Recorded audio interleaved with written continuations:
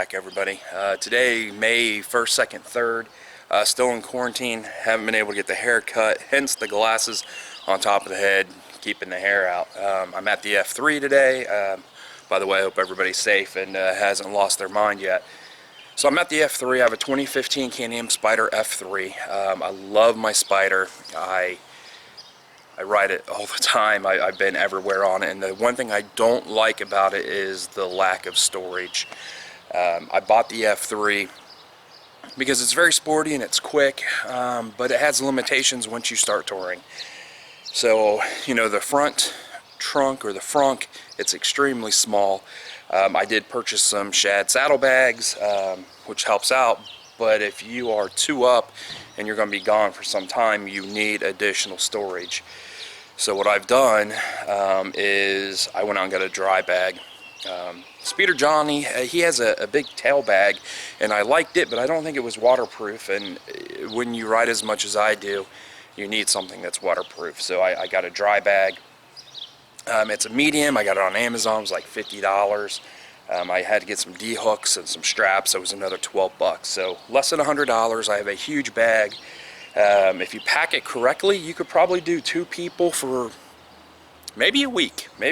So I will show you where I mount it, how I mount it, and an issue I came across. So here is the dry bag, and I got the shad bags. It's very large, and it sits on the back part of the Spyder perfectly. You have straps that you can carry it in your hand, and or I have a strap that you can put it over your shoulder. Don't mind that shock.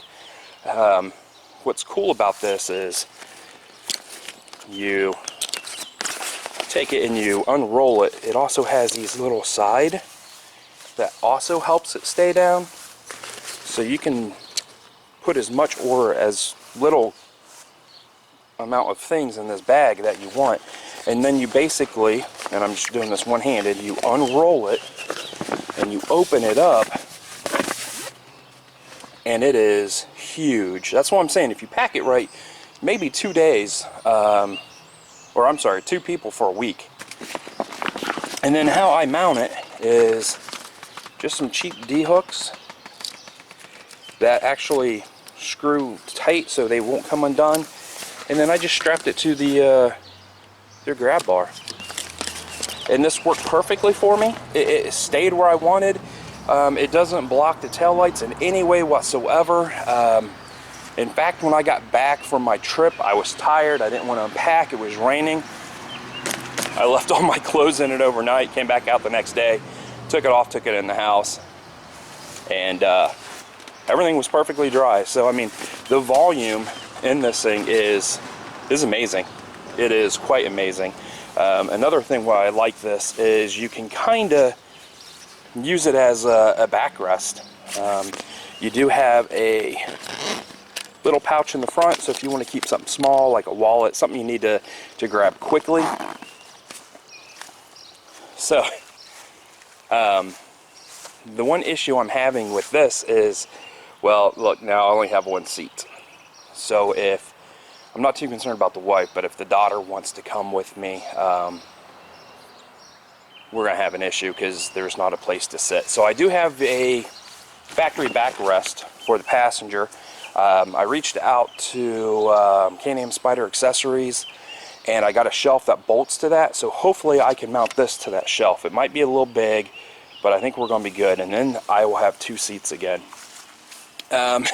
which then is going to present another issue. The other issue is I have a 2-up shock. It works perfectly for me and my weight, but if I'm going to be 2 up with gear, with saddlebags full, I went ahead and upgraded, and this shock is absolutely amazing. I'm going to try to get it installed today, and then I'm going to take my daughter down 555.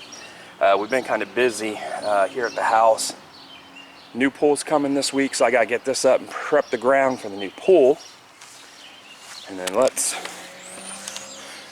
do some walking. This is a huge, oh crap, what am I going to do? I've lived in this house since the 5th grade, except for college and a year that my wife and I lived in another house. I bought it back off my parents. They have not done any street upgrades since I lived here in the 5th grade. I'm 45 years old in through there. So they decided, hey, we're going to put new curbs and we're going to redo the street. Well, this is how I get the Spyder out of the backyard. And as you can see, I have a huge new curb. And they haven't started over there yet. They just cut the street where they're going to remove everything. That's the wife's old Buick. And then new to me Trailblazer. So what I had to do was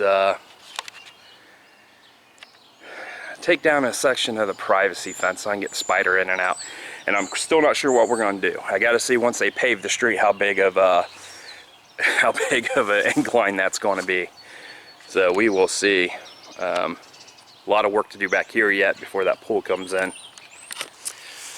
So like I said, many miles on the Spyder. A great solution. It's cheap. It's under 100 bucks. Get a dry bag. You throw it on the back seat. I can't wait. I can't wait for that shock. I've had it since fall. I just don't have any place to work on the Spyder. It's still in the 40s right now, so I have to wait until it warms up a little bit. We're gonna get this shock on. Let's get this camera back there. I'm gonna shoot down 555 today, and we're gonna see how this shock does.